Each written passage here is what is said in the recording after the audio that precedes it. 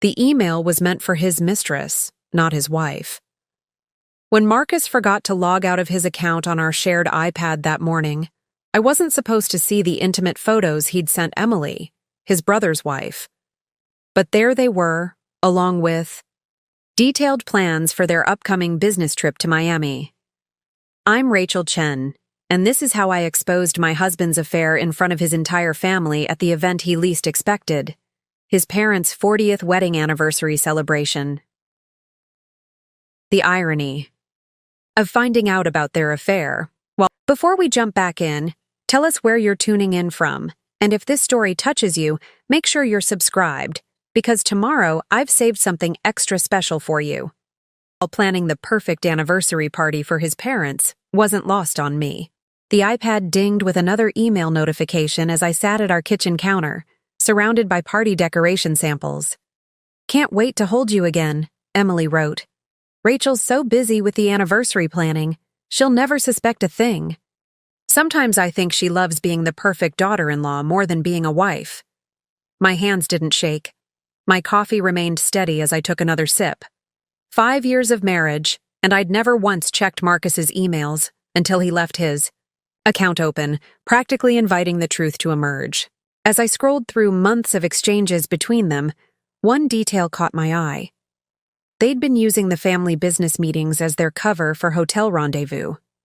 The same family business where I'd worked alongside them both for the past 3 years, earning my position while Emily coasted on her status as the other daughter-in-law. "Morning, beautiful," Marcus's voice startled me. He walked into the kitchen, straightening his designer tie, the one I'd given him for our last anniversary. "You're up early. Still working on Mom and Dad's party?" I smiled, closing the iPad.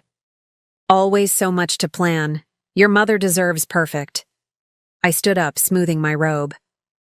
"Oh, by the way, are you still going to that business meeting in Miami next week?" "Yeah, can't skip it. Big client." He kissed my cheek, grabbing his coffee. "Emily's handling the presentations." "I'm sure she is," I murmured, watching him check his phone.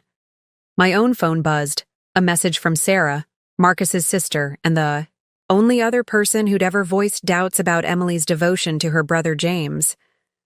"Coffee later," Sarah's text read. "Need to talk about the anniversary party." "Perfect timing," I typed back. Because while Marcus thought he was orchestrating the perfect affair, he had no idea I was about to orchestrate something far more memorable for his parents' anniversary celebration. Sometimes the best revenge isn't served cold, it's served in front of 50 of your closest family members. My hands moved methodically through the morning routine, fixing breakfast, checking emails, playing the role of the devoted wife. But inside, my mind raced through every suspicious late night, every urgent business meeting, every time Emily had smiled at me with false sympathy when I mentioned Marcus's increasing absences. "You work too hard," she'd say during family dinners, her hand casually resting near Marcus's on the table. "Men need attention, Rachel. They wander when they feel neglected." All while her husband James, Marcus's brother, focused on his phone, oblivious to the betrayal happening right in front of him. The cafe where Sarah waited was quiet for a Tuesday morning. Marcus's sister sat in her usual corner booth, 2 steaming lattes already on the table. Her face, so similar to her brother's, lit up when she saw me, then fell as she registered my expression. "Okay, Spill," she said as I slid into the booth. "What's wrong? And don't say nothing. I've known you too long." I pulled out my phone, showing her screenshots I'd taken of the emails. Sarah's perfectly manicured hands shook as she scrolled through them, her face growing darker with each swipe. "That bitch," she whispered finally. "I knew it. I knew something was off about her. All those business trips with Marcus, the way she always manages to be wherever he is." She looked up at me. "Does James know?" "Not yet." I took a sip of my latte. "No one knows except you. What are you going to do? You have to tell James, or confront Marcus, or I'm going to do something better." I leaned forward. But I need your help. Sarah's eyes narrowed. I'm listening. Your parents' anniversary party. Everyone will be there. The whole family, all their friends, the entire board of directors. Marcus and Emily think they're so clever, using family events as cover for their affair. A small smile played at my lips. Let's give them an event they'll never forget. Rachel. Sarah hesitated. Are you sure? This could blow up the whole family. They blew up the family the moment they started sleeping together. I'm just making sure everyone sees the explosion. My phone buzzed. Marcus checking in about dinner plans. Such a thoughtful husband, always letting me know his schedule. I texted back that I'd be working late on the anniversary preparations. His response came quickly. You're the best, babe. Don't know what I'd do without you. Apparently sleep with my sister-in-law, I muttered, showing Sarah the exchange. She shook her head. The audacity. But Rachel, if you're going to do this, you need to be smart. Emily's not just James's wife. She's also Dad's favorite marketing director. She's got the board wrapped around her finger. Had them wrapped around her finger, I corrected, pulling out my iPad again. Look at these expense reports she's been submitting. All those business meetings with Marcus? They've been billing the company for their little rendezvous. 5-star hotels, champagne dinners, weekend conferences that never existed. Sarah's eyes widened. How did you get these? I'm the one who processes the expense reports, remember? Emily's been so busy playing footsie with my husband, she forgot who actually runs the accounting department. I scrolled through more documents. And that's not all. Remember that big marketing campaign she got so much credit for last quarter? The one that landed her that bonus? Sarah nodded. She stole it.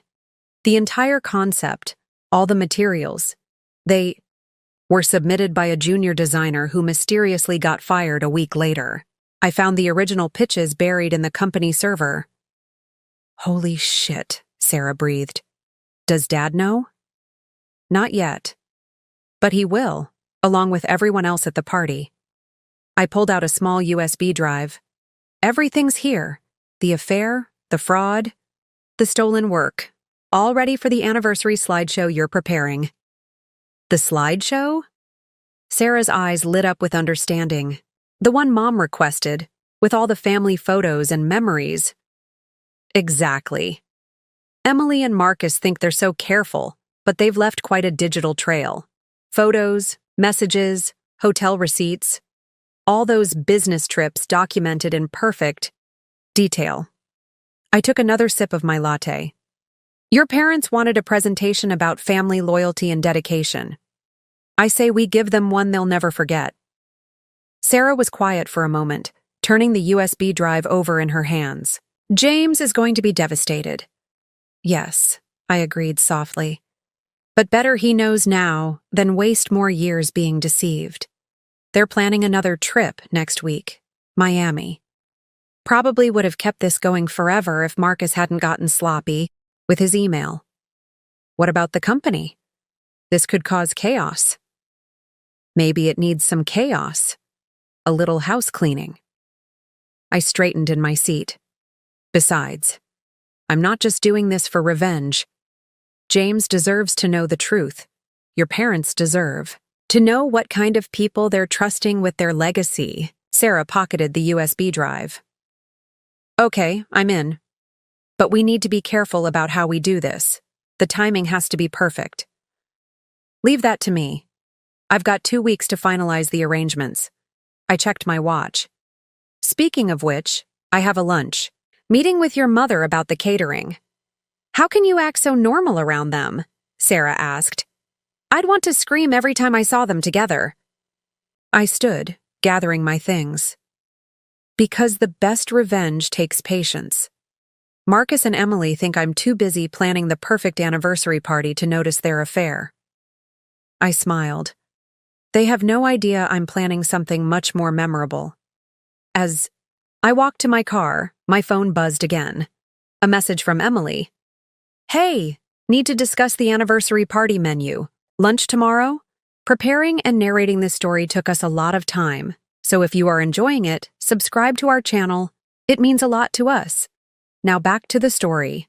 I typed back, "Sorry, busy with work, but I'm sure you and Marcus can handle it during your Miami trip next week." 3 dots appeared as she typed, disappeared, appeared again. Finally, "What do you mean?" "Oh," I replied. "Didn't Marcus tell you? He mentioned you were handling the presentations. Must have assumed you were going too. My mistake." A long pause. Then, "Right, must have gotten the dates mixed up." I smiled, slipping my phone into my purse. Let them squirm, wondering if they'd gotten sloppy, if they'd left too many clues. Let them spend the next 2 weeks looking over their shoulders, second-guessing every interaction, because while they were busy covering their tracks, I'd be preparing for a very special kind of anniversary celebration.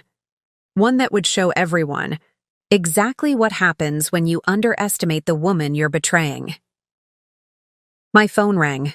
Marcus again. "Hey babe, can you look over some expense reports for me? Can't seem to find the Miami trip receipts." "Of course, honey," I answered, my voice sweet as poison. "You know me. I'm always happy to help keep things organized." I ended the call, catching my reflection in the car window. The woman staring back wasn't a victim. She was a ticking time bomb, wrapped in a perfectly coordinated outfit, watching the countdown to detonation. 2 weeks, 14 days until the anniversary party that would change everything. Marcus and Emily thought they were living their own private love story. They had no idea they were actually characters in my revenge plot, and I was about to give them the plot twist of a lifetime. The next morning, I arrived at the office early, my heels clicking against the marble floors of the Chen International headquarters. The family business that Marcus's father had built from the ground up now occupied the top 10 floors of a gleaming downtown skyscraper. A testament to hard work and family values, or so the company brochures claimed. James was already at his desk in the marketing department, absorbed in his computer screen. My brother-in-law looked tired, his usually crisp shirt slightly wrinkled. Emily's desk across from his was empty. She'd texted the team about working from home today. I wondered if she was actually at the Riverside Hotel, her usual meeting. "Spot with Marcus." "Morning, Rachel," James called out, managing a smile. "Thanks for handling those expense reports. Emily mentioned you've been a huge help." I forced myself to smile back, guilt twisting in my stomach. "Just doing my job. Everything okay? You look tired." He ran a hand through his hair. "Yeah, just..." "Emily's been distant lately, probably stressed about work. She's been having a lot of late meetings." "Has she?" I kept my voice neutral, setting a coffee on his desk. "Here, you look like you need this." "You're the best sister-in-law ever," he said, taking a grateful sip. "Don't know what this family would do without you." The irony made my heart ache. I hurried to my office in the finance department, needing a moment to compose myself.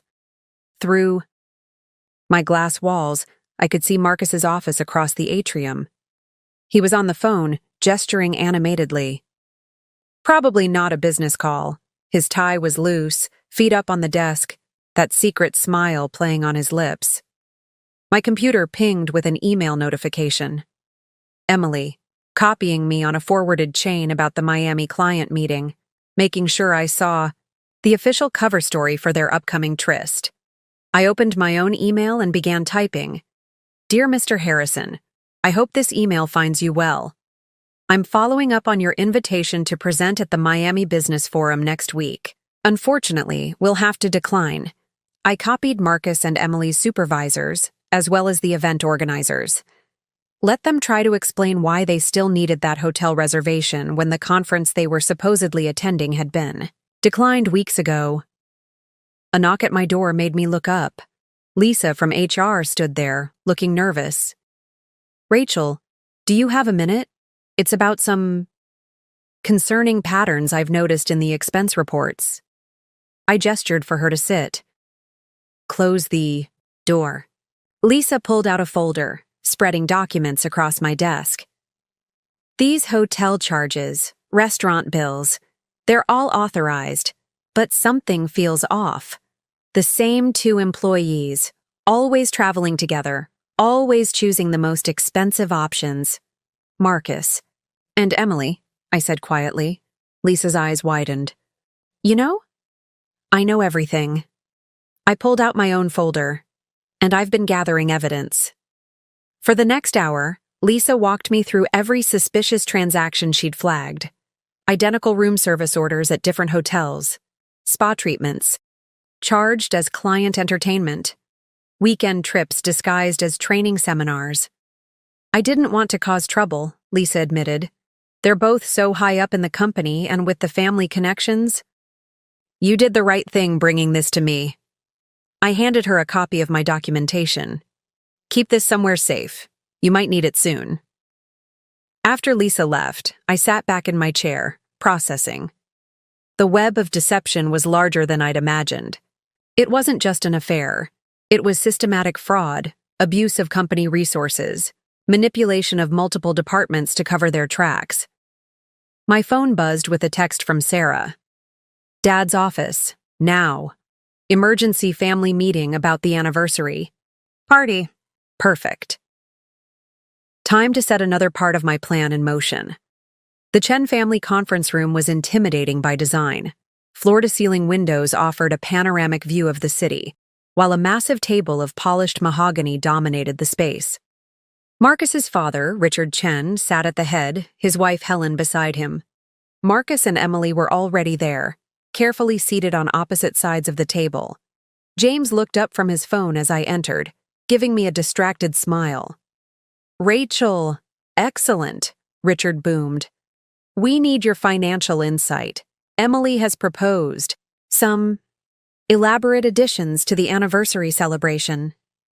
Emily beamed, launching into a presentation about expanded catering, additional entertainment, doubled flower arrangements. Each suggestion more expensive than the last. Marcus nodded along supportively, while James frowned at the mounting costs. It's a lot of money, James said finally. Maybe we should scale back. Money isn't everything, honey, Emily cut in. Richard and Helen deserve the best. Right, Marcus? I watched Marcus agree, knowing he'd already helped Emily submit fake invoices to cover their Miami hotel booking. My fingers itched to expose them right there, but patience was key. Let them dig their hole deeper. Actually, I spoke up, I've been working on a special surprise element for the party. Sarah and I thought a multimedia presentation would be meaningful. Photos, videos, special moments from the past 40 years. Oh, how lovely, Helen clasped, her hands together. Richard, remember all those old family videos in the basement? I'd be happy to help gather materials, Emily offered quickly. Too quickly. I'm sure there are some photos that might not be appropriate for public viewing. Don't worry, I smiled. I'll make sure everything included is very illuminating. Marcus caught my eye, frowning slightly at my word choice. I held his gaze until he looked away first. The meeting continued, with Emily pushing for more extravagant additions while I quietly took notes. Each time she suggested something outrageous, I approved it with a smile. Let her think she was winning. Let her pile on more expenses, more evidence of her financial recklessness. After the meeting, Marcus caught up with me in the hallway. Hey, about Miami next week. Already taken care of, I assured him. I responded to the conference organizers this morning. You... what? Declined the invitation.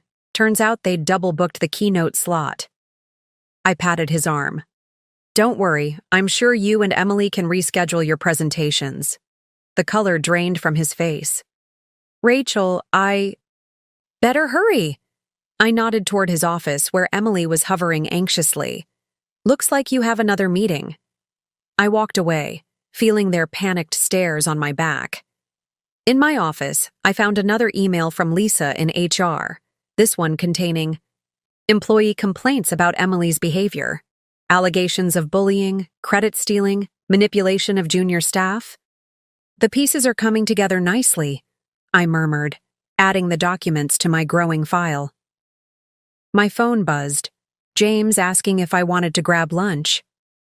For a moment, guilt threatened to overwhelm me. Then I remembered the look on his face this morning, talking about Emily's distance. He deserved to know the truth. They all did. I texted back, "Can't today. Anniversary party preparations?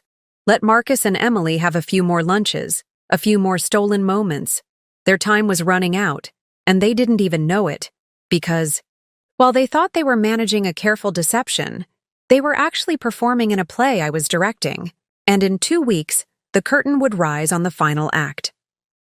The Wei Dynasty, an upscale Chinese restaurant owned by Richard's college friend, was empty except for one corner table where Helen Chen sat waiting for me. My mother-in-law had requested this private lunch to discuss the anniversary party, but something in her voice during the phone call suggested more. "Rachel, darling." Helen stood to embrace me, her signature Chanel perfume enveloping me. "Thank you for making time. I know how busy you've been with all the preparations." I settled into my seat, noting the 2 martinis already on the table. Helen Chen never ordered drinks before business discussions unless something was weighing on her mind. "Is everything all right, Helen? You sounded concerned on the phone?" She took a deliberate sip of her martini, her perfectly manicured nails tapping against the glass. "You know, I was the company's CFO before I married Richard. Everyone forgets that now. They just see the devoted wife, the social coordinator, the family matriarch. I remember," I said carefully, "you revolutionized the company's financial systems, created the framework we still use today." "Yes." Her eyes sharp as ever fixed on mine, which is why I notice things, like unusual expense patterns, private meetings that don't align with our client calendar, a certain tension in the office. My heart raced, but I kept my expression neutral. "What exactly are you saying, Helen?" "I'm saying," she set down her glass, "that my son and my other daughter-in-law think they're being clever. They think no one sees what's happening right under our noses." The restaurant seemed suddenly airless. "How long have you known?" "Long? Enough." Helen's voice hardened. "But I needed proof before I acted. You've been gathering it, haven't you?" I reached for my bag, pulled out a thin folder. "See for yourself." For the next 20 minutes, Helen reviewed the evidence in silence. The expense reports, the falsified meetings, the hotel receipts. Her face grew stonier with each document. "The anniversary party," she said finally.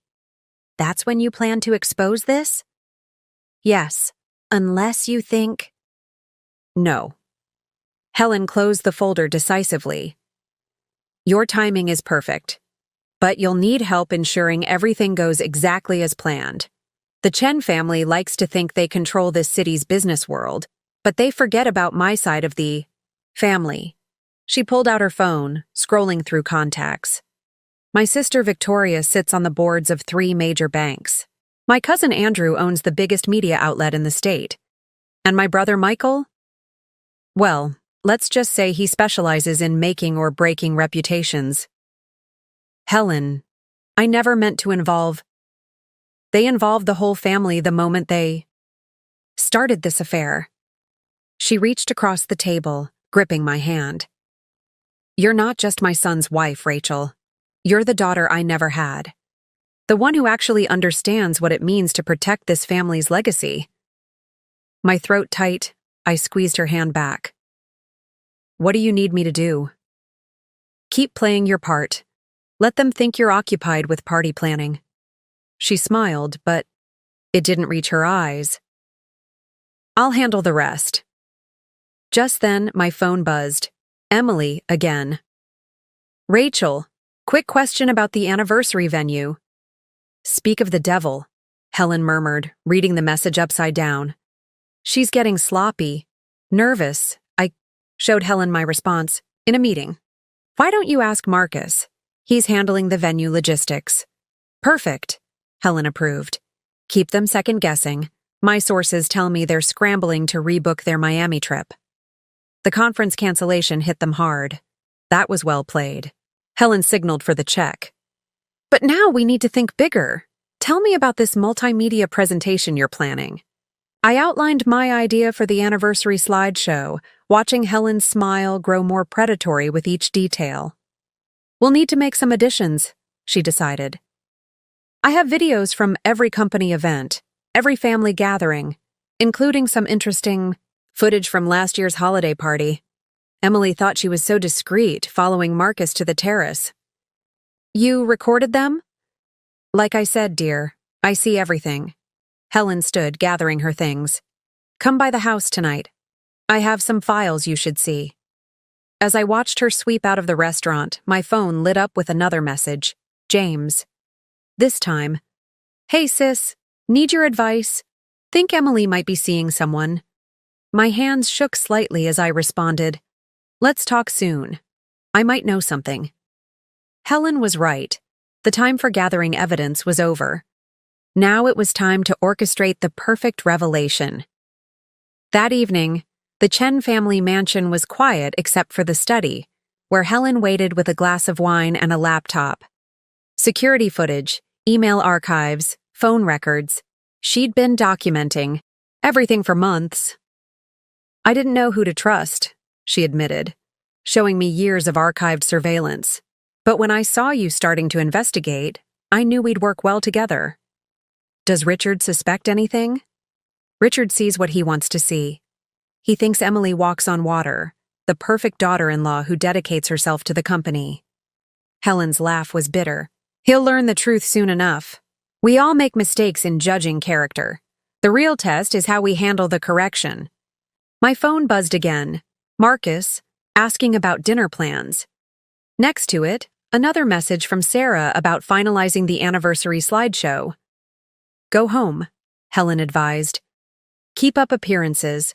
I'll have everything ready for the presentation by tomorrow, as I drove home. I thought about James's message, about Helen's years of silent observation, about all the people Emily and Marcus had fooled, or thought they had fooled. The house was dark when I arrived. A note on the kitchen counter in Marcus's handwriting. Working late, don't wait up. I poured myself a glass of wine and opened my laptop. Time to start organizing Helen's evidence, weaving it into the anniversary presentation that would shatter their carefully constructed lies. My phone lit up one last time. Emily. About Miami. Can we talk? Privately? Of course, I replied. After all, we're family. Let her stew over that response. Let her wonder if I knew, if Helen knew, if anyone knew. The queen of manipulation was about to learn what real strategic thinking looked like. Because while Marcus and Emily thought they were playing chess, they hadn't realized they were actually pieces on someone else's board. And in this game, the mother-in-law and the scorned wife were calling checkmate.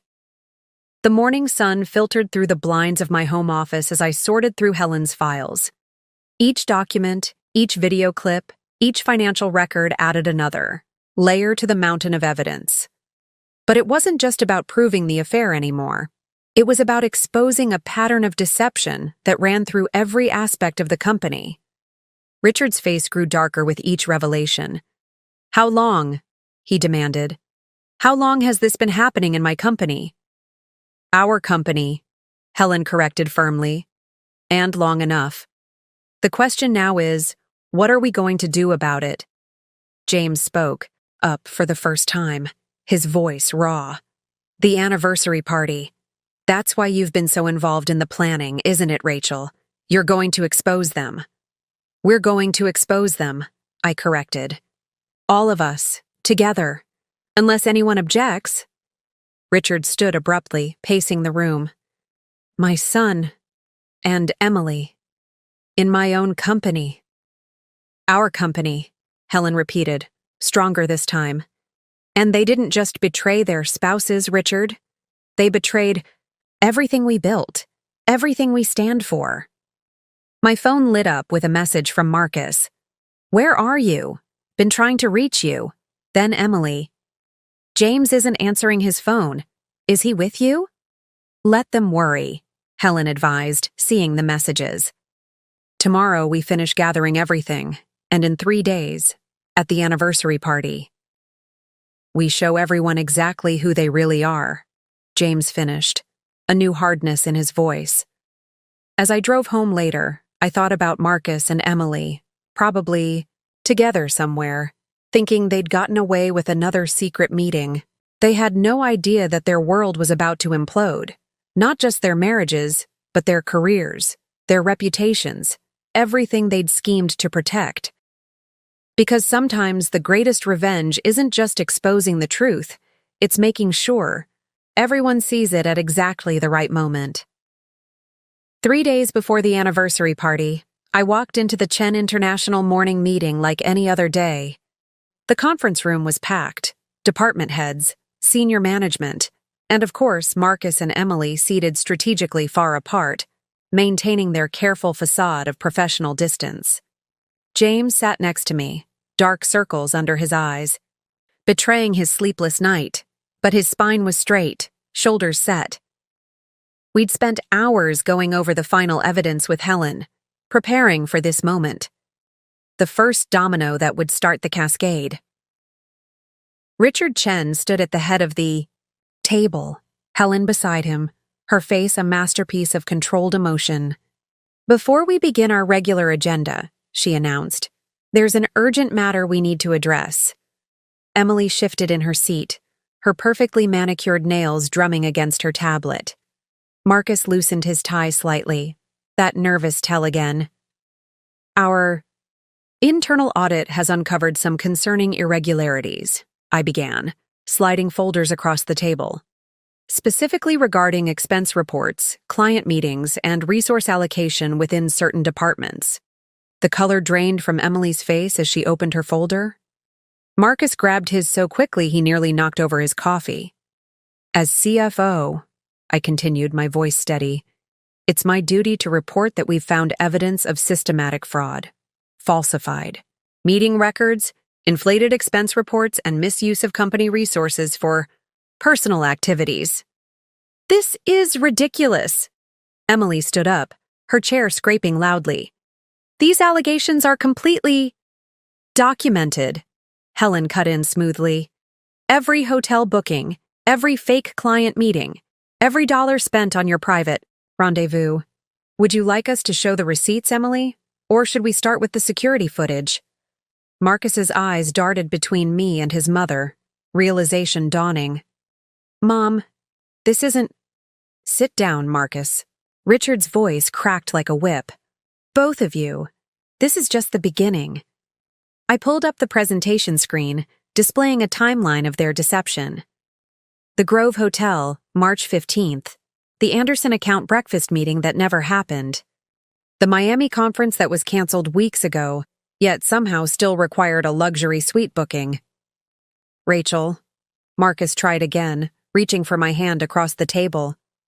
Honey, let me explain. Don't touch me. My voice could have frozen hell. And don't bother explaining. We have emails, phone records, everything. Emily's composure cracked.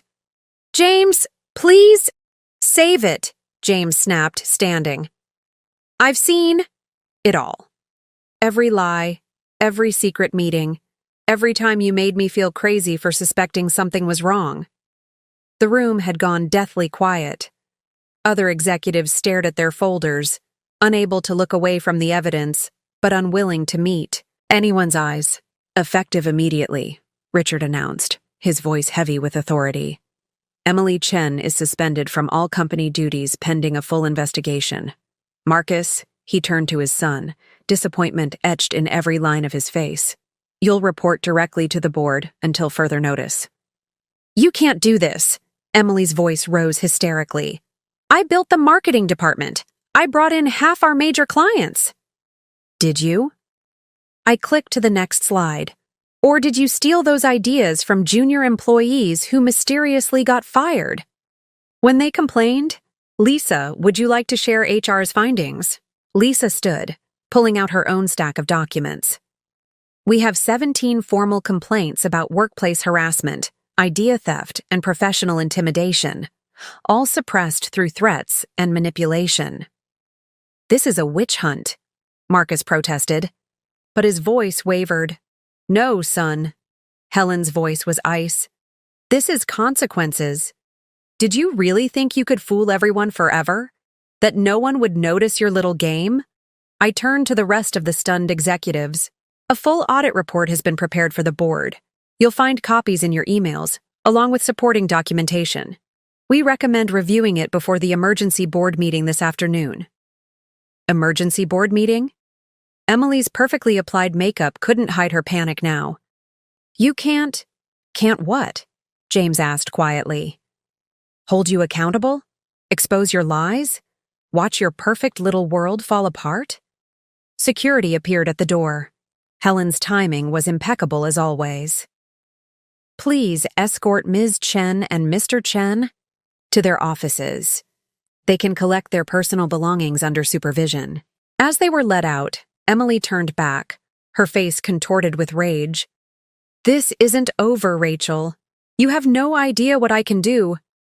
Actually, I smiled, holding up my phone. I do. In fact, I just forwarded a very interesting email thread to the FBI's Financial Crimes Division. They're particularly interested in those offshore accounts you thought were so well hidden. The door closed on her shocked face. The room erupted in whispers and hurried phone calls as executives rushed to distance themselves from the scandal. Helen touched my arm gently. Well done, but remember, this is just phase 1. I nodded. The real show is still to come. Later, in my office, I watched through my glass walls as Marcus and Emily were escorted out of the building, boxes of belongings in their arms.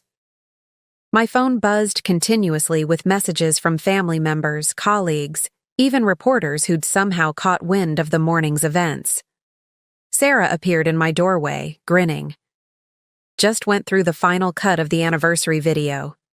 Still. Want to add that last segment? Absolutely. I turned away from the window. They think this morning was bad? Wait until they see what we have planned for the party. Because while Marcus and Emily had just lost their jobs, they still had their delusions. They still thought they could salvage their reputations, explain away their actions, maintain their standing in society. But in 3 days, at the anniversary celebration they'd helped plan so enthusiastically, they'd learned the true meaning of exposure. Today was just business. Saturday would be personal. The next morning, my inbox was flooded with emails. News of Marcus and Emily's suspension had spread through the company like wildfire, spawning endless speculation and whispered conversations in every corner of the office. I sat in my newly upgraded corner office. Helen's suggestion to move me to the executive floor had been immediately approved by Richard, sorting through the chaos they'd left behind.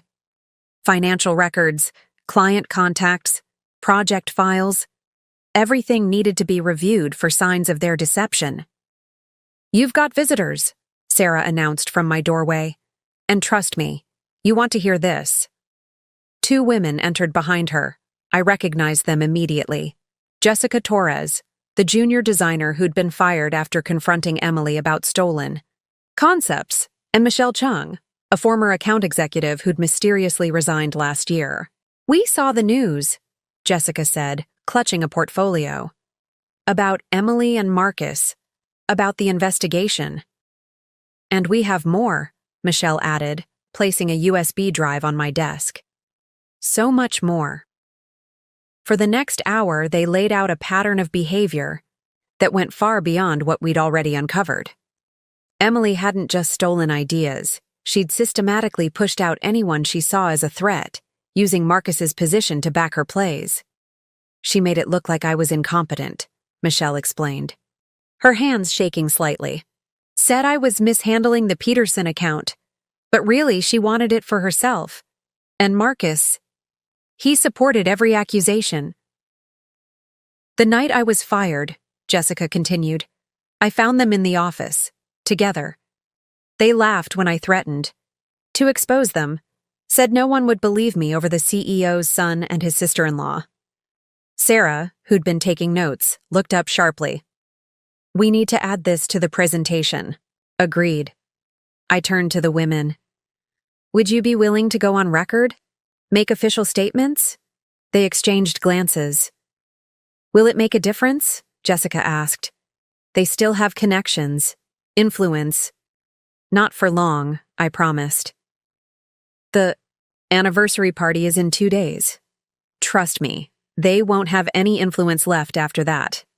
My phone buzzed. James asking to meet for lunch. The cafeteria was buzzing with gossip when we arrived, conversations suspiciously quieting as we passed. Emily's been calling nonstop, he said once we were seated. Begging me to talk to Dad, to you. Says it's all a misunderstanding. And what do you think? He pushed his food around his plate. I think I was an idiot. All those signs, all those excuses. I wanted so badly to believe her. You weren't an idiot, I said softly. You were trusting. There's a difference. Marcus keeps texting too. Says he can explain everything. James looked up, his eyes hard. When are we showing them the video? During Richard and Helen's anniversary. Tribute, right after the formal dinner when everyone's there. Family, friends, business associates. No escape, no excuses. They'll try to stop it. They can try. I smiled, but Helen's got it covered. Indeed, Helen had thought of everything. Security was doubled at the venue. The audio-visual system was under lock and key. Every guest had been carefully vetted. No +1s allowed, no last-minute additions to the list. Back in my office, I found an email from Marcus's lawyer threatening legal action for defamation.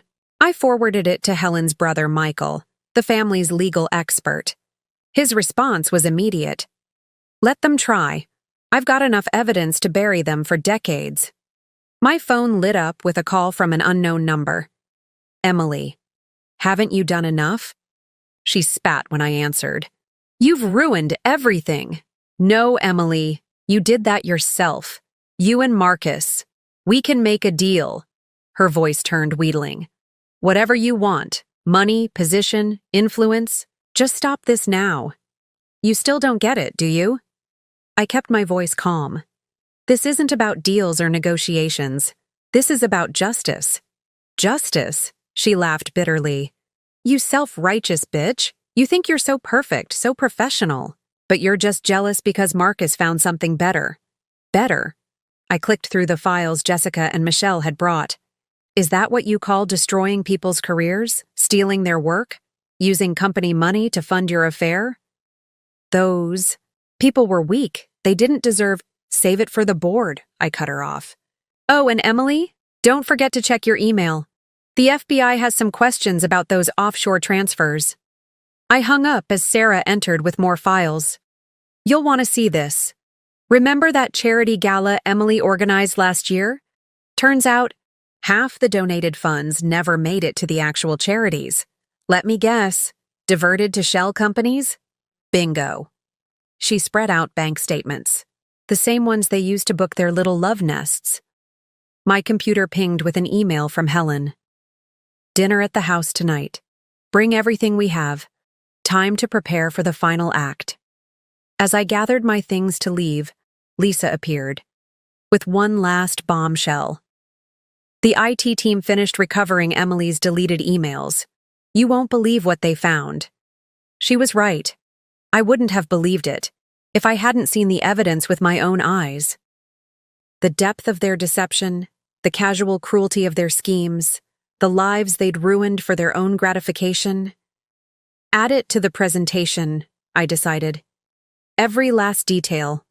Because in less than 48 hours, Marcus and Emily would learn the true cost of their actions. They thought the company's suspension was bad. They had no idea what was coming. The anniversary party wouldn't just expose their affair. It would reveal every lie, every manipulation, every person they'd stepped on during their climb to the top.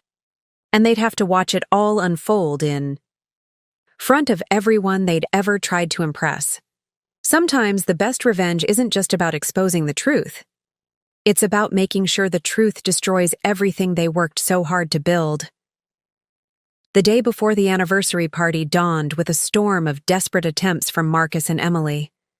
Their carefully constructed world was crumbling, and they were frantically trying to hold the pieces together. First came the legal threats, a barrage of emails from high-powered attorneys warning of defamation suits, cease and desist orders, and promises of severe consequences if we proceeded with our plans. Helen's brother Michael handled each one with ruthless efficiency, responding with evidence packets that quickly silenced their legal teams.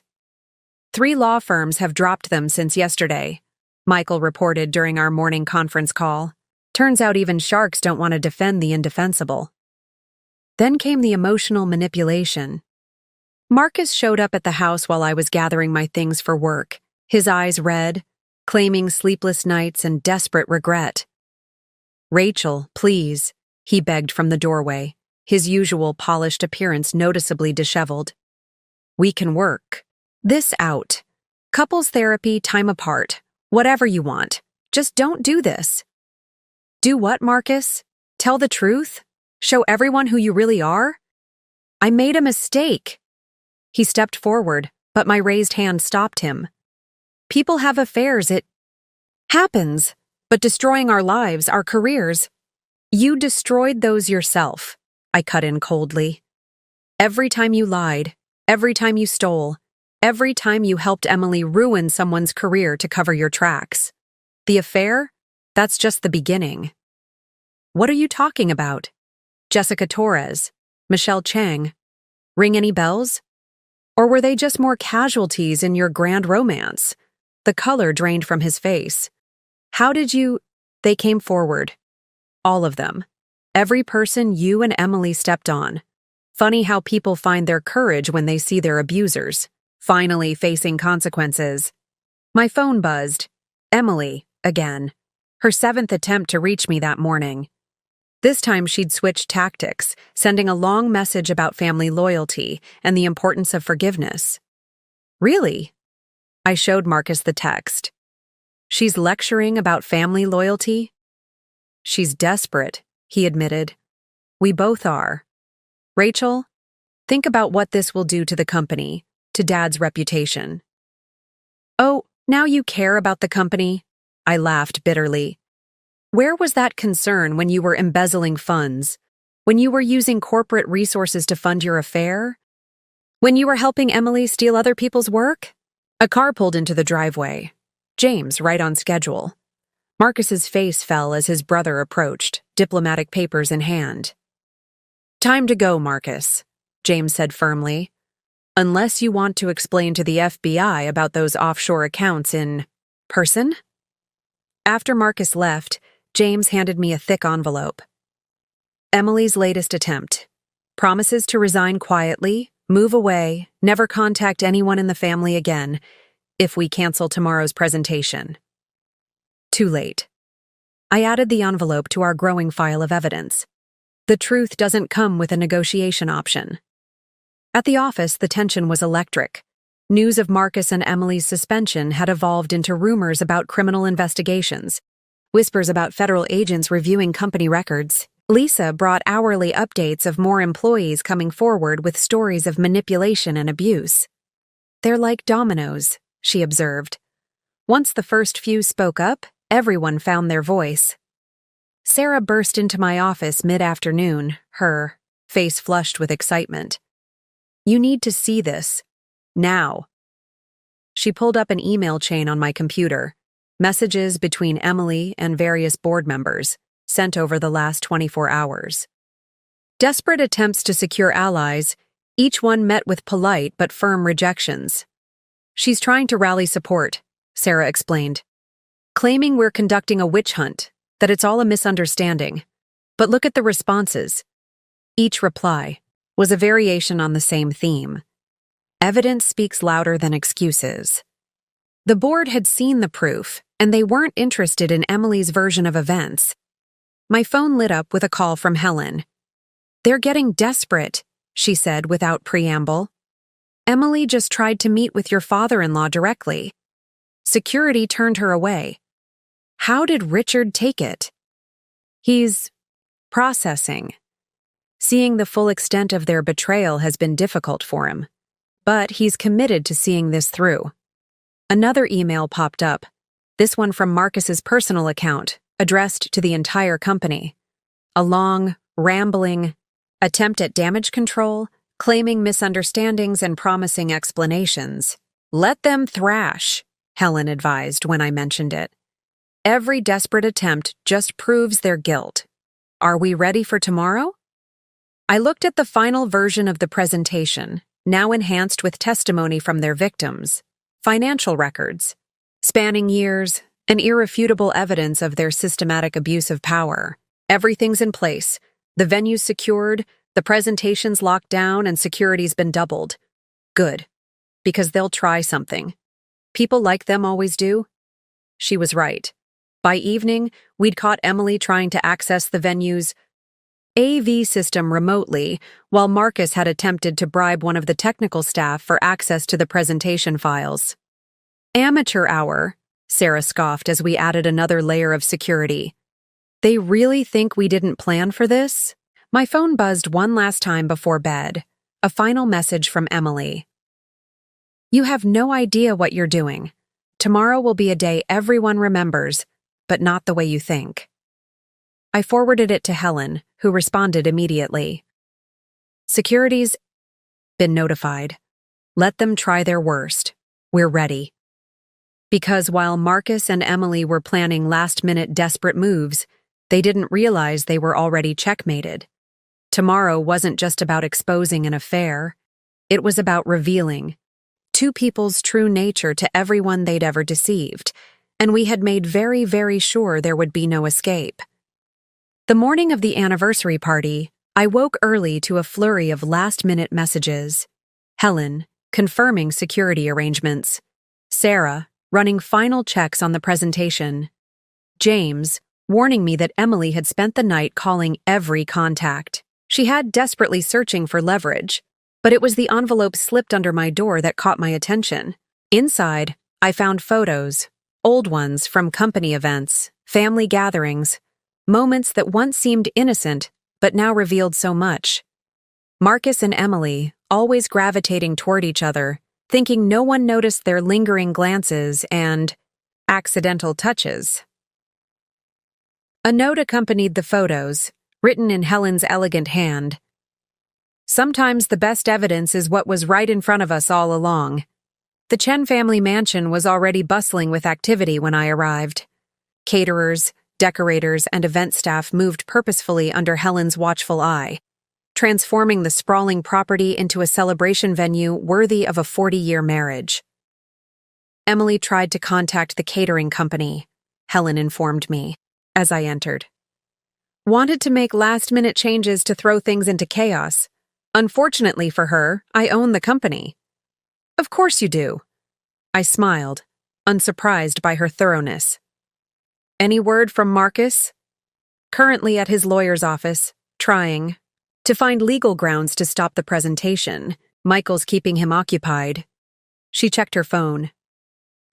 Right on schedule. Emily's just arrived at the front gate. Security footage showed Emily, immaculate as ever, attempting to charm her way past the guards.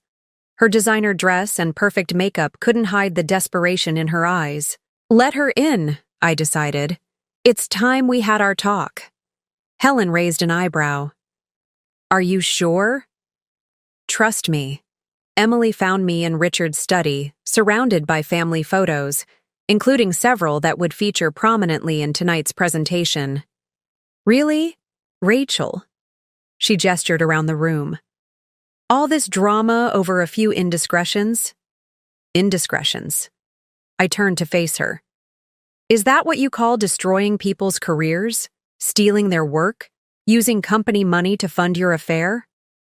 I made this company what it is. She stepped closer, her carefully controlled facade cracking. While you played perfect wife, I was building client relationships, growing our market share. By stealing other people's ideas? By threatening anyone who got in your way? I pulled out Jessica's portfolio. Remember this? The campaign you claimed as your own after getting her fired? She was weak, ungrateful. I gave her opportunities. You gave her ultimatums. Sleep with Marcus or lose your job. Keep quiet about stolen work or never work in this industry again. Emily's laugh was bitter. Oh, please, don't pretend this is about justice. You're just angry because Marcus chose me.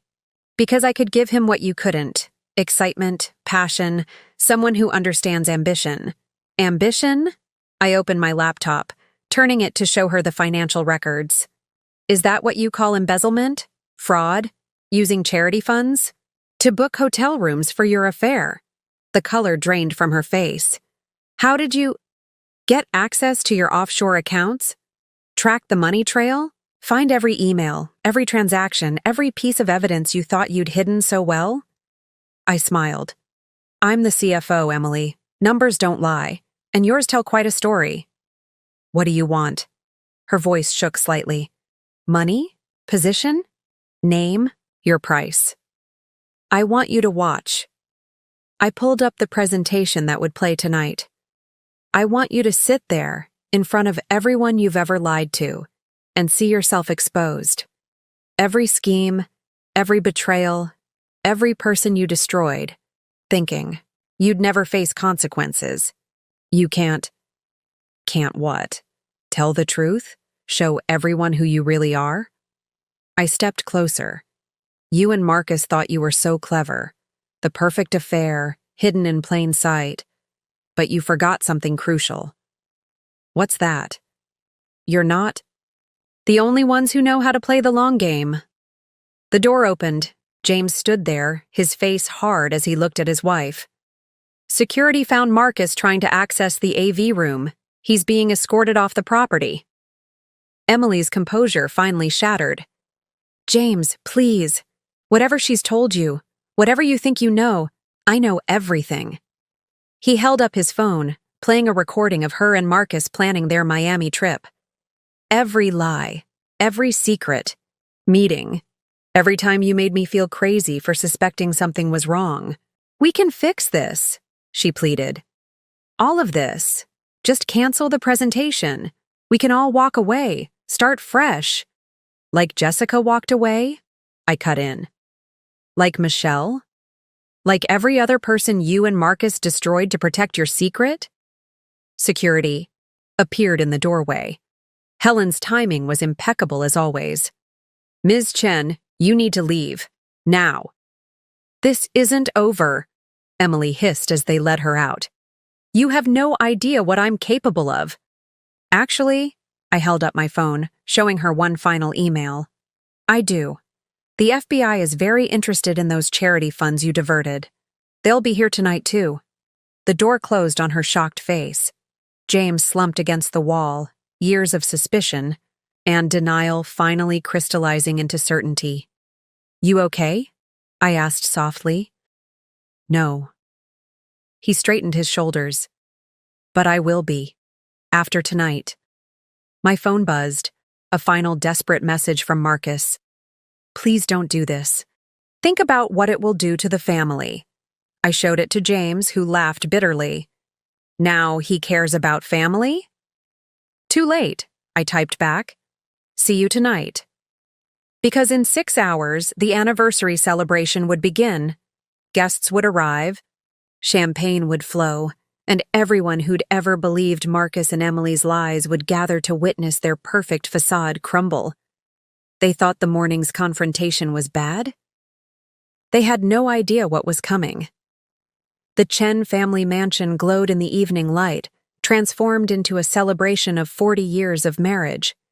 Crystal chandeliers sparkled, champagne flowed, and elegantly dressed guests filled the grand ballroom. From my position near the presentation screen, I could see everyone who entered, including Marcus and Emily, arriving separately but equally tense. Quite a turnout, Sarah whispered, joining me at the control panel. Every board member major, client, and family friend. Even those reporters Emily tried to contact, though they're not exactly writing the story she pitched. Helen appeared beside us, resplendent in midnight blue. Everything ready? Presentations locked and loaded. Security's in position. FBI agents are here dressed as guests. I checked my phone. And Richard's about to start his speech. Marcus caught my eye from across the room, making one last attempt to approach. But James smoothly intercepted him. Emily, meanwhile, had positioned herself near the exit, clearly planning an escape route. Richard Chen took the stage, champagne in hand. Welcome, everyone. Helen and I are overwhelmed by your presence here tonight, celebrating 40 years of partnership, both in marriage and in business. The crowd applauded. Helen squeezed my hand, right on cue. Before we begin the evening's entertainment, Richard continued, I'd like to say a few words about family, trust, and legacy. Dad, wait! Marcus suddenly pushed forward. There's something you need to know. Yes, there is. Helen's voice cut through the murmurs. Sarah, start the presentation. The lights dimmed. On the massive screen, photos began to play. Innocent at first. Family gatherings, company events, celebrations. Then the tone shifted. Marcus and Emily, in hotel lobbies, secret meetings caught on security cameras, screenshots of emails planning their rendezvous, financial records showing diverted funds. What is this? Someone gasped as evidence of their fraud filled the screen. Then came the testimonials. Jessica Torres describing how Emily stole her work and Marcus backed the theft. Michelle Chang detailing their threats and manipulation. A parade of former employees revealing the true cost of keeping their secret. Emily made a dash for the door, but found her path blocked by two men who smoothly displayed FBI badges. Marcus stood frozen, watching, his carefully constructed life implode in high definition. As you can see, I stepped onto the stage, my voice carrying through the stunned silence. This evening is about more than just celebrating a marriage. It's about truth, about consequences, about justice. The presentation continued, showing ironclad proof of every accusation, embezzlement, fraud, harassment, the systematic destruction of careers to protect their affair. My son. Richard's voice broke as particularly damning evidence appeared. My own son did this. Not alone, Helen added, her voice steel. Emily, perhaps you'd like to explain the missing charity funds? Or shall we let the federal agents do that? Emily's perfect composure finally shattered. You think you're so clever, don't you? All of you. But you have no idea what this will do to the company. Actually, we do. James stepped forward. That's why the board voted this morning. New leadership, complete transparency, and full restitution to everyone you and Marcus harmed. The crowd erupted in whispers as more revelations appeared on screen. Marcus made one last desperate move. Rachel, please. This is insane. We can work this out. We can what? I turned to face him. Keep lying? Keep destroying lives? Keep pretending you're the victim here? I gestured to the screen. The evidence speaks for itself. The FBI agents moved forward as the final documents appeared, proof of international financial crimes that made their affair seem almost trivial in comparison. Marcus Chen, Emily Chen, one agent announced formally. You're under arrest for wire fraud, embezzlement, and misappropriation of charitable funds. The ballroom erupted in chaos. Guests pressed forward, phones recording as Marcus and Emily were led away in handcuffs. Their perfect facade had finally cracked completely, revealing the ugliness beneath. Well, Sarah murmured beside me, I'd say that's a 40th anniversary no one will forget. Helen joined us, watching her son being escorted out. Sometimes the greatest gift you can give a family is the truth, no matter how painful. Richard stood alone by the stage, looking older than I'd ever seen him. James and I approached together, standing on either side of him. I'm sorry, Dad, James said softly, I know this isn't what you wanted for your anniversary. No. Richard straightened his shoulders. But it's what the company needed. What the family needed. He turned to me. Thank you, Rachel, for having the courage to expose this. My phone buzzed one final time, a message from Marcus, somehow, sent before they took him away. I hope you're happy. You've ruined everything. No, I typed back. You did that yourself. I just made sure everyone saw it. Because sometimes the greatest revenge isn't just exposing the truth. It's making sure that truth destroys everything they valued. Their reputation, their freedom, their carefully constructed lies. As the guests departed, still buzzing with shock and scandal, Helen raised her glass in a private toast. To justice, she said softly, and to the family members who actually deserve the name. The days following the anniversary party unfolded like a carefully orchestrated symphony of consequences.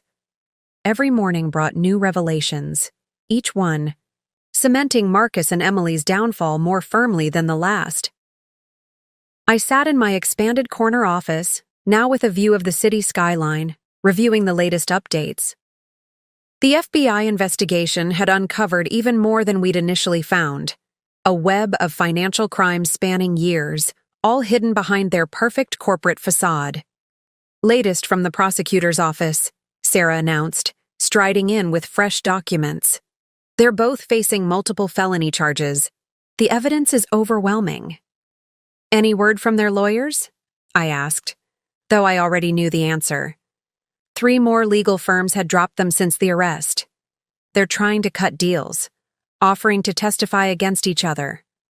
Sarah's smile was grim. Apparently, true love doesn't survive federal indictments. My phone lit up with a message from James, a link to yet another news article about the scandal. The business world couldn't get enough of the story. Prominent executives arrested at a family anniversary party, their crimes exposed by the very people they'd betrayed. Have you seen Emily's statement? Lisa appeared in the doorway, tablet in hand. She's trying to paint herself as the victim, claims she was manipulated by Marcus. And Marcus? I pulled up his latest legal filing. Blaming her, of course. Says she masterminded everything, used their affair to control him. Lisa shook her head. They're turning on each other like sharks. The intercom buzzed. Helen, requesting my presence in the main conference room. I found her reviewing applications, with Richard and James. Jessica Torres, Helen announced as I entered. She's agreed to return as creative director, with a substantial raise and full credit for her previous work. Michelle Chang, too, James added, along with several others who left because of Emily's harassment. They're all coming back, helping us rebuild the departments properly.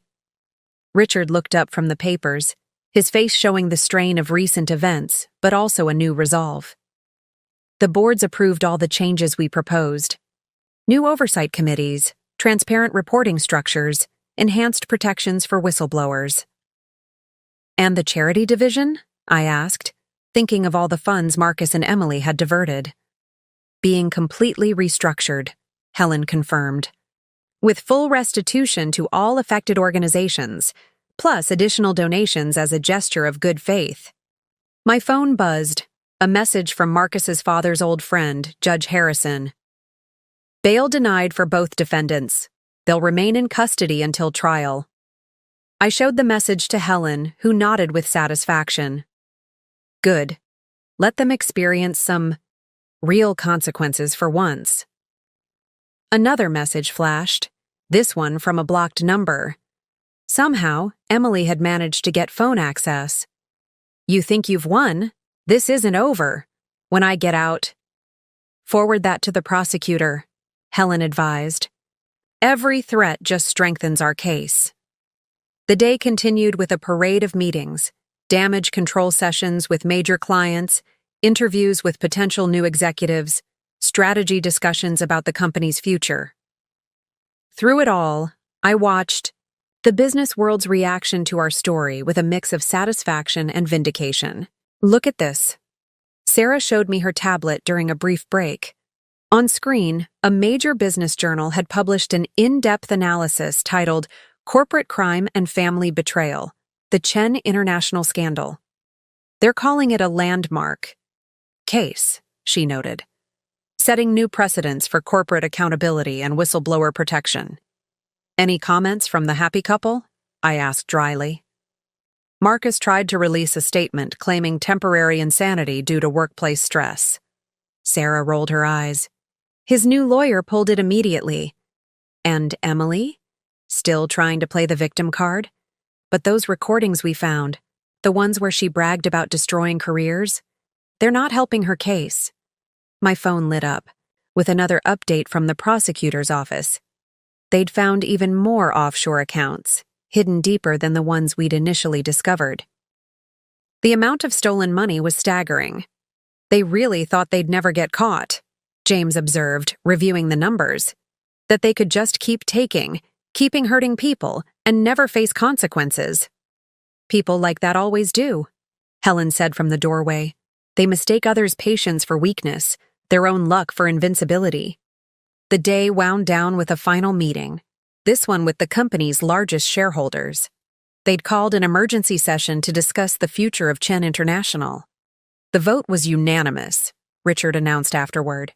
The new leadership structure is approved, with additional oversight measures in place. And the PR strategy? I asked, thinking of all the media coverage. Transparency, Helen declared. We show exactly how we uncovered the fraud, how we're making restitution, how we're changing the company culture. No hiding, no spinning, just truth. As I packed up to leave, one last message came through, a joint statement from Marcus and Emily's legal teams. They were both pleading guilty to reduced charges in exchange for full cooperation. Fitting, Sarah commented when I showed her. They betrayed everyone else. Why not betray each other? Outside my office, the city lights sparkled against the darkening sky. In just a few days, everything had changed. The company, the family, the futures. Marcus and Emily had so carefully planned. Ready to go? James appeared at my door. Dad's called a family dinner, a real one this time. I gathered my things, taking one last look at the view. Somewhere in the Federal Detention Center, Marcus and Emily were learning the true cost of their actions. Their careers were over, their reputations destroyed, their freedoms soon to be forfeit.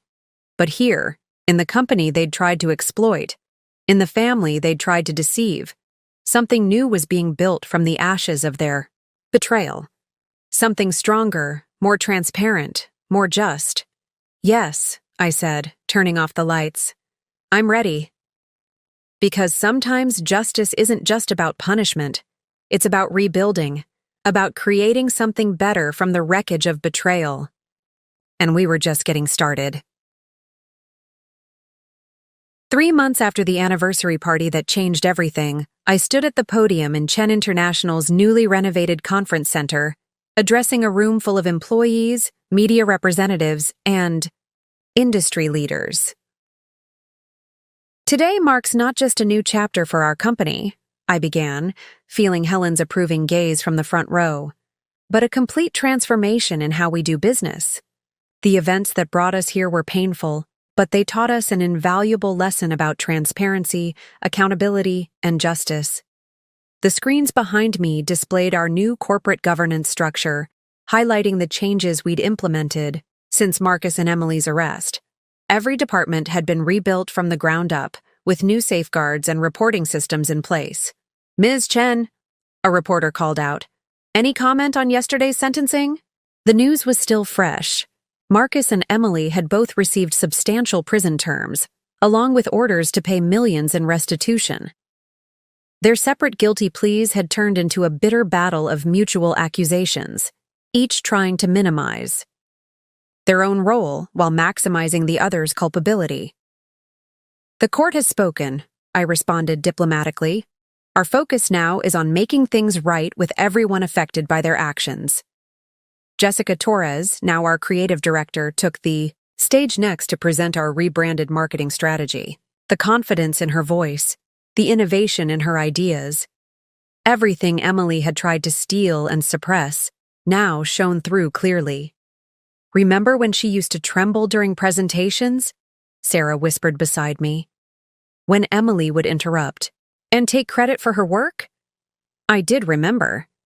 Just as I remembered Michelle Chang's first day back as senior account executive, the way she'd hesitated before entering the building, as if expecting to find Marcus and Emily still lurking in the corridors. My phone buzzed quietly. A message from James. "Turn on Channel 7. They're showing footage from the sentencing." I glanced at the nearest monitor just in time to see Marcus being led away in handcuffs, his designer suit replaced by prison orange. Emily followed separately, her carefully maintained image finally crumbling as she faced the consequences of her actions. In addition to the criminal charges, the reporter announced, civil suits are pending from multiple former employees and defrauded charities. Sources say the total financial impact could exceed. Helen touched my arm, drawing my attention back to the present. "Your turn again, dear." I returned to the podium to introduce our new charitable foundation, one created specifically to support workplace harassment victims and corporate fraud whistleblowers. The irony wasn't lost on anyone that it would be partially funded by Marcus and Emily's seized assets. "From darkness, we create light," I quoted our new company motto. "From betrayal, we build trust." The rest of the day passed in a blur of meetings, interviews, and strategy sessions. The business world was watching our transformation closely, with many calling it a model for corporate reform. Late afternoon found me in what used to be Marcus's office, now converted into a collaborative workspace for our ethics compliance team. The view of the city remained spectacular, but the energy was entirely different. "Latest numbers from the audit," Lisa reported, spreading documents across the conference table. "Every fraudulent transaction identified, every stolen dollar traced. The restitution process is ahead of schedule." "And the employees?" I asked, thinking of all those whose careers had been damaged. "Most have accepted our offers to return. The new policies, the enhanced protections, it's making a difference. People feel safe here again." My phone lit up with another update, this one from the FBI's Financial Crimes Unit. They'd uncovered even more of Marcus and Emily's hidden accounts, these containing funds stolen from other companies where they'd previously worked. "Their whole lives were a lie," James observed when I showed him the report. "Every success, every achievement, all built on fraud and betrayal." "Speaking of lies," Sarah entered with her tablet. "You should see Emily's prison interview. She's still trying to spin the story." We watched as Emily, barely recognizable without her expensive clothes and perfect makeup, attempted to paint herself as a victim of circumstance. "I was just trying to succeed in a male-dominated industry," she claimed. "Marcus manipulated me." Funny. James muted the video. "That's exactly what Marcus said about her in his interview." "Let them keep blaming each other," Helen said from the doorway. "The truth has already won."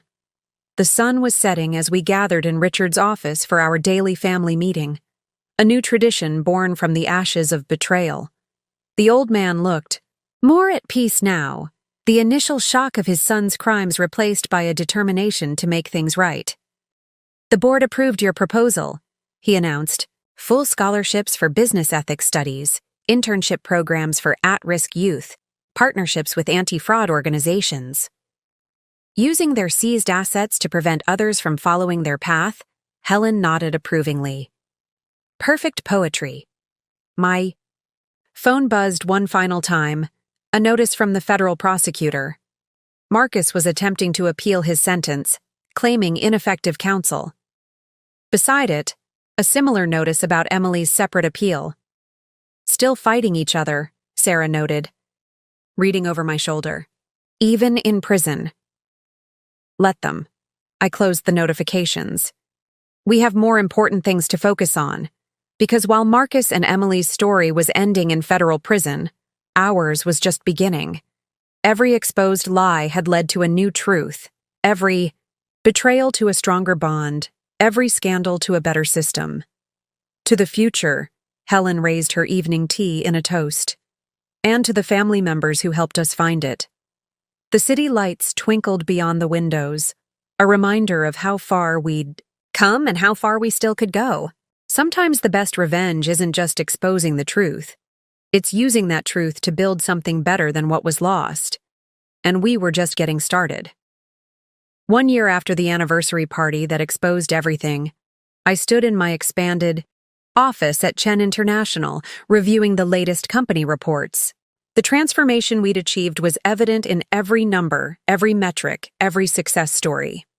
Final restitution payments have been processed, Lisa announced, placing a thick folder on my desk. Every person Marcus and Emily harmed has been compensated, every stolen dollar returned, every career they damaged restored. Through the glass walls, I could see the bustling activity of our rebuilt departments. Jessica Torres was leading a creative team meeting, her confidence now radiating as she presented innovative campaigns.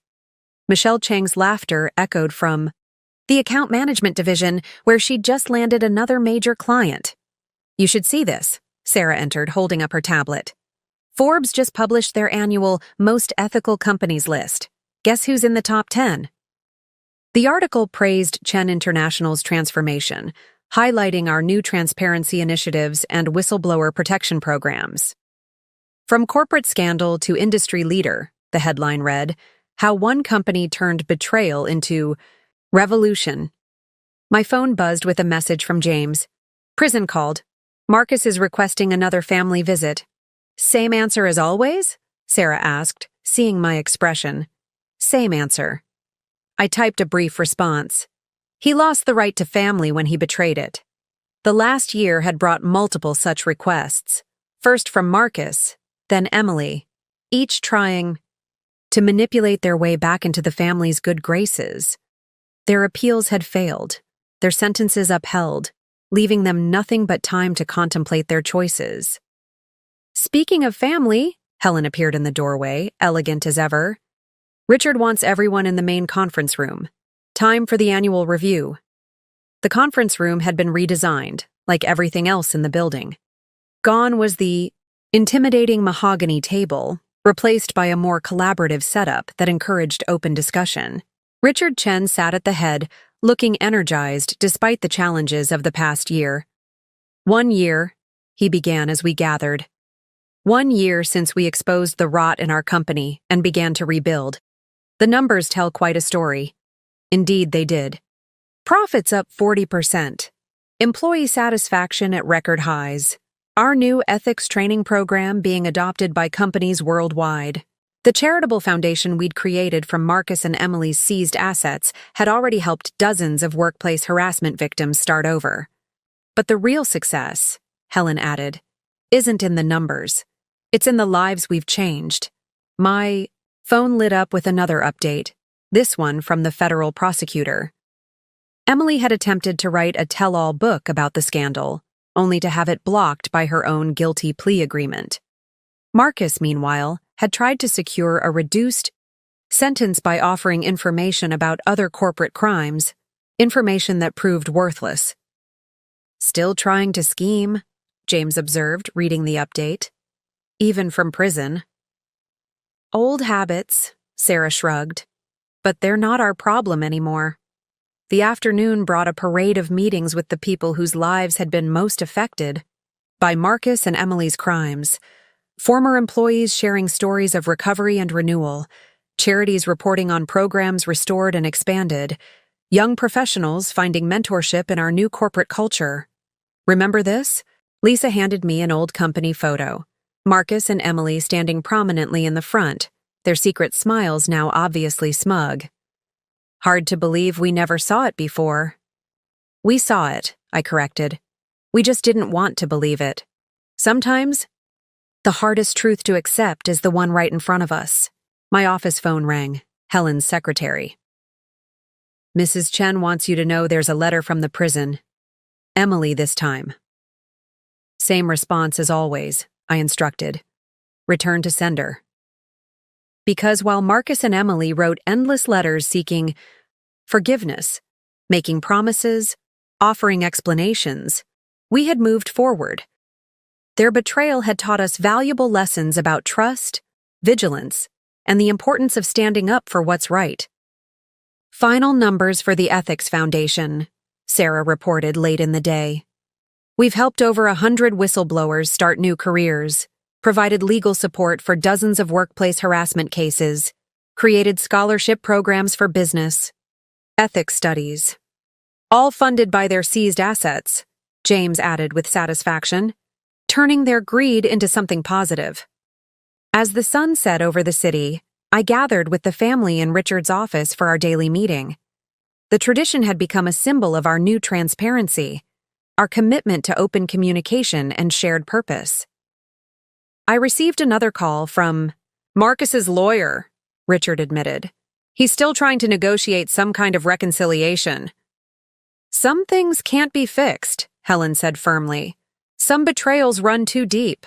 My phone showed one final notification, a news alert about a prison interview Emily had given, still trying to rewrite history, still blaming everyone but herself. Let them keep trying, I closed the alert. We know the truth. And more importantly, we've built something better from their destruction. Because sometimes the greatest victory isn't in the exposure of lies, but in the truth you build afterward. In the lives you help heal, the systems you help reform, the changes you inspire in others. Marcus and Emily had tried to destroy what they couldn't control. Instead, they'd inadvertently sparked a transformation that made everything stronger, more transparent, more just. To the future, Helen raised her glass in our evening toast. And to the family we chose to become. Outside, the city lights sparkled against the darkening sky. A reminder that from the darkest betrayals can come the brightest opportunities for change. We had taken their scandal and turned it into revolution, their destruction into creation. And that was the sweetest revenge of all.